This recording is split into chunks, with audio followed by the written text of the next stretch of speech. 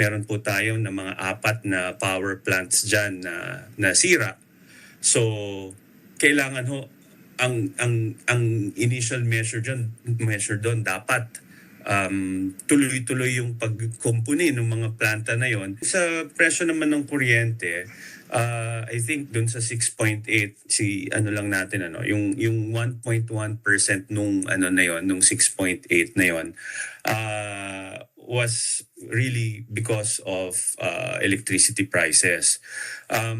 Medyo tumaas siya to 8.9%.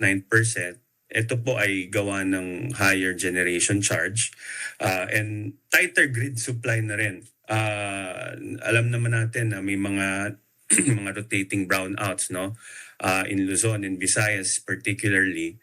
And ito talaga tinutukan po ito ng gobyerno. As a matter of fact, the President called all the agencies involved, DOE, ERC, NEA, Transco, and NPC para pag-usapan yung stability ng supply. Kasi sa gaya nga po ng sinabi nyo, galing tayo sa summer season, talagang mataas yung consumption ng kuryente dyan. So importante na ma-address natin yung mga supply issue. Katulad po nung sa issue sa Visayas, meron po tayo na mga 4 na power plants dyan na nasira.